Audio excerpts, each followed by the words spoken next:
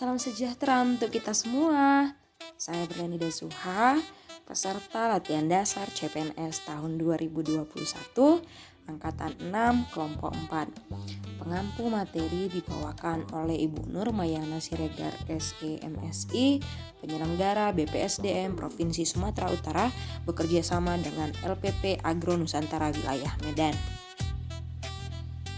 Pada kesempatan kali ini, saya akan menjelaskan tentang etika publik dan komitmen mutu. Etika publik terdiri dari 3 bab. Pertama, perilaku pejabat publik. 2, bentuk kode etik dan implikasinya. 3, aktualisasi kode etik. Pada bagian berikut, kita akan mempelajari tentang kode etik dan perilaku pejabat publik. Sebelum kita mengetahui bagaimana sajakah perilaku pejabat publik, baiknya kita pahami dulu apa itu etika. Menurut Ricoeur tahun 1990, etika adalah tujuan hidup yang baik bersama dan untuk orang lain di dalam institusi yang lain. Etika lebih dipahami tentang baik atau buruk, benar atau salah yang harus dilakukan, atau bagaimana melakukan yang baik atau benar. Maka dari itu, etika publik sangat berkaitan dengan publik agar tindakan atau perilaku dan keputusan untuk mengarahkan kebijakan publik dalam rangka menjalankan tanggung jawabnya sebagai pelayan publik. Apa itu kode etik? Kode etik adalah peraturan yang mengatur tingkah laku dalam suatu kelompok khusus. Sudut pandangnya hanya ditujukan kepada hal-hal prinsip dalam bentuk ketentuan-ketentuan tertulis. Terdapat 12 kode etik aparatur sipil negara yang tercantum pada Undang-Undang Nomor 5 Tahun 2014. Terdapat juga 15 kode etik ASN yang tertuang pada Undang-Undang Nomor 5 Tahun 2014 tentang aparatur sipil negara. Terdapat 3 dimensi etika publik. 1, dimensi kualitas pelayanan publik, menekan pada aspek nilai dan norma serta prinsip moral. Moral dalam etika publik memacu untuk mampu mengidentifikasi masalah. 2, dimensi modalitas. Terdapat 3 unsur dari dimensi modalitas. Pertama adalah akuntabel.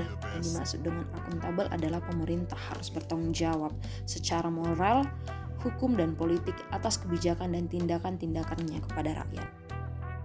Yang kedua, transparan.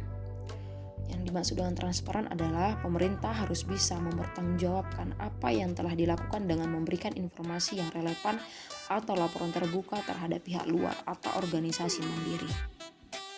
Ketiga, netral. Yang dimaksud dengan netral adalah ASN dilarang menjadi anggota atau pengurus partai politik, yang bertujuan agar terjaminnya kekompakan, keutuhan, dan persatuan ASN serta dapat memusatkan segala perhatian, pikiran, dan tenaga pada tugas-tugas yang dibebankan. Ketiga, dimensi tindakan integritas publik. Integritas publik juga dimaksudkan kualitas dari pejabat publik yang sesuai nilai, standar, aturan moral yang diterima masyarakat. Integritas publik juga merupakan niat baik seseorang pejabat publik yang didukung oleh institusi sosial seperti hukum, aturan, kebiasaan, dan sistem pengawasan. Kita lanjut pada etika publik dan kompetensinya. Dimaksud adalah pejabat mampu atau harus peka dan tidak diskriminatif, terutama pada kalangan bawah. Seperti menurut tokoh agama Islam, apabila suatu urusan diserahkan kepada seseorang yang bukan ahli, tunggulah kehancuran. Oleh karena itu, perlu perubahan perilaku pejabat publik seperti 1, berubah dari penguasa menjadi pelayan. 2, berubah dari wewenang menjadi peranan. 3, menyadari jabatan merupakan amanah yang harus dipertanggungjawabkan. Di bab 2, kita akan membahas tentang bentuk-bentuk kode etik dan implikasinya. Terdapat 5. Yang pertama, pentingnya etika dalam urusan publik. Dengan adanya kode etik yang baik sebagai pedoman bertindak, para pejabat akan sadar bahwa kedudukan mereka sebagai alat, bukan tujuan. Yang kedua, penggunaan kekuasaan atau legitimasi kebijakan.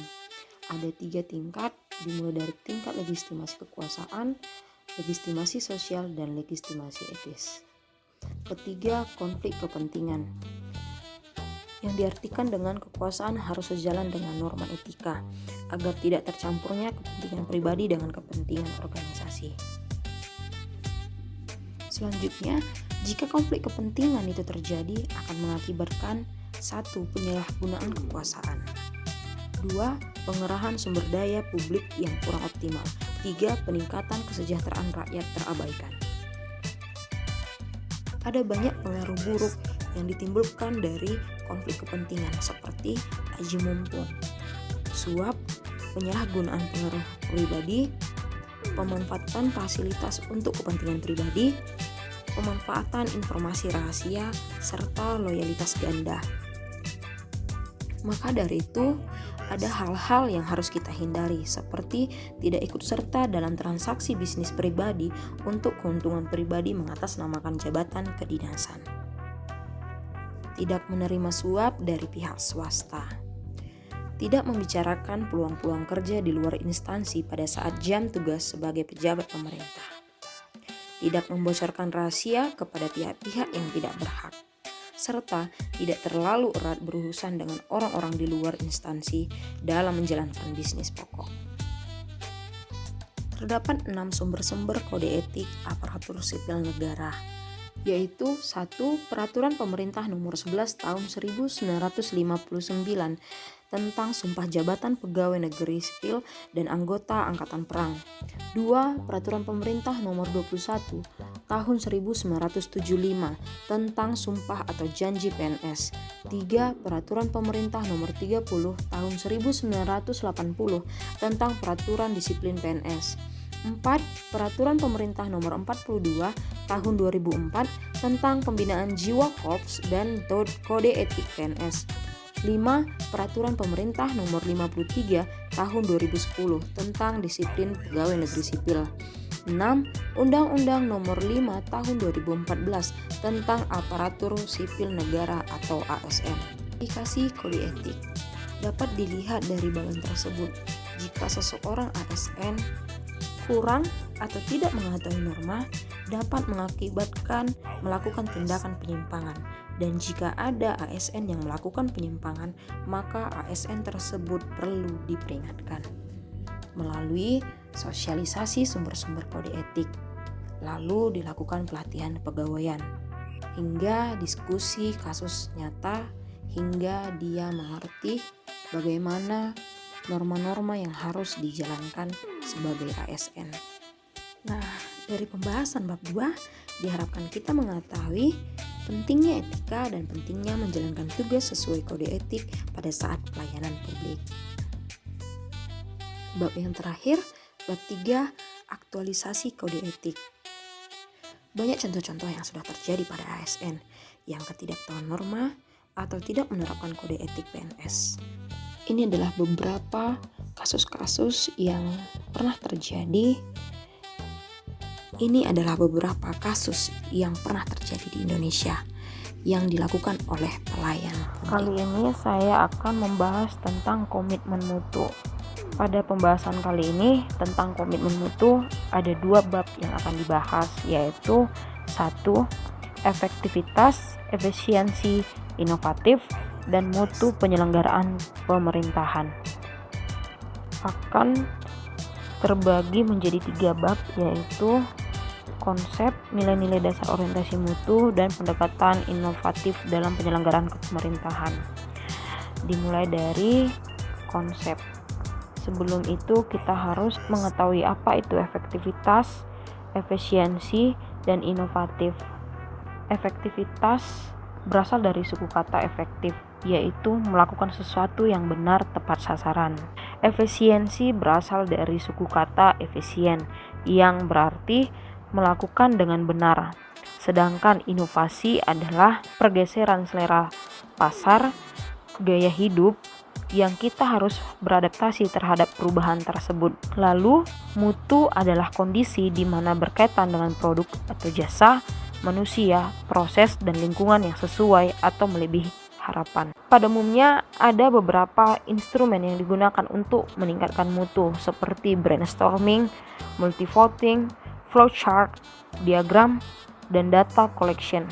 Lalu kita membahas nilai-nilai dasar orientasi mutu, yang dimana manajemen mutu. Manajemen mutu hakikatnya ada dalam persepsi masing-masing orang. Mutu dari suatu orang dengan orang lain dapat berbeda persepsi. Mutu dapat dikelola agar masing-masing orang dapat mempunyai persepsi yang seragam. Dan konsep untuk menstandarkan mutu disebut adalah TQM atau Total Quality Management. Ada 6 strategi pelaksana manajemen mutu. 1. Membangun mindset dan komitmen terhadap budaya mutu. 2. Meningkatkan mutu secara berkelanjutan. 3. Beradaptasi dengan perubahan. 4. Memfokuskan pada kepuasan pelanggan. 5. Membangun kerjasama pegawai. 6. Menampilkan kinerja tanpa cacat dan tanpa pemborosan. Ada beberapa metode perbaikan mutu yang sering digunakan seperti PDCA, 5W1H, Fishbone Diagram, dan Problem Trees. Yang dimana PDCA itu adalah P-nya adalah plan, identifikasi masalah pada rencana aksi, D-nya adalah do, rencana aksi dilakukan secara konsisten, C-nya adalah check, memastikan rencana sesuai semestinya, dan A-nya adalah act, keputusan yang diambil sebagai tindakan. Ada 5 dimensi kualitas pelayanan stakeholder ataupun karakteristik dalam mengevaluasi kualitas pelayanan. 1. Tangibles atau bukti langsung yang berpusat pada fasilitas fisik. Yang kedua, reliability atau kehandalan, di mana kemampuan memberi pelayanan. Yang ketiga, responsiveness ataupun cepat tanggap, keinginan staf memberi pelayanan dengan tanggap. Yang keempat, assurance ataupun jaminan, kemampuan, kesopanan, sifat dapat dipercaya dari staf. Yang kelima, empathy, kemudahan membangun hubungan komunikasi kepada pelanggan. Berikut ini adalah perilaku yang dapat menunjukkan orientasi mutu. 1. Cepat, tepat, ramah. 2. Melayani dengan hati. 3. Melindungi dan mengayomi. 4. Pendekatan ilmiah dan inovatif. 5. Perbaikan kelanjutan. Pada bab selanjutnya, kita akan membahas tentang pendekatan inovatif dalam penyelenggaraan pemerintahan, yang dimana fokus inovatif berfokus pada 4 produk, yaitu 1. Produk innovation ataupun perubahan produk atau jasa yang dihasilkan. Kedua, proses innovation ataupun perubahan dalam cara perbuatan atau pengiriman. Ketiga, position innovation atau perubahan dalam konteks promosi untuk mengenalkan produk atau jasa. Dan yang keempat adalah paradigm innovation, merupakan perubahan kerangka kerja ataupun model organisasi. Ada beberapa faktor yang mempengaruhi capaian produk atau jasa seperti 1. Raw input, 2. Standard versus controlling, 3. Work culture, 4. Innovation, 5. Market demand. Kita lanjut pada bab 2, yaitu aktualisasi, inovasi, dan komitmen mutu, yang dimana akan terbagi menjadi 3 subbab. Yang pertama, membangun komitmen mutu dalam penyelenggaraan pemerintahan. Terdapat 7 aspek peningkatan mutu dalam organisasi pemerintahan. 1. Reputasi budaya. 2. Sumber daya dan wewenang untuk menggunakannya. 3. Kejelasan mandat dari organisasi. 4. Organisasi itu sendiri. 5. Insentif untuk peningkatan mutu pelayanan publik. 6. Kualitas dari pimpinan dan pegawai organisasi tersebut. Dan yang ketujuh, fleksibilitas terkait hubungan organisasional. Dalam membangun komitmen mutu dalam penyelenggaraan pemerintahan diperlukan karakteristik organisasi yang memiliki budaya mutu seperti 1. Komunikasi yang terbuka. 2. Kemitraan internal yang saling mendukung. 3. Pendekatan kerjasama tim dalam mengatasi masalah. 4. Obsesi terhadap perbaikan terus-menerus. 5. Pelibatan dan pemberdayaan karyawan secara luas. Dan yang terakhir 6. Mengingatkan masukan dan umpan balik dari pelanggan.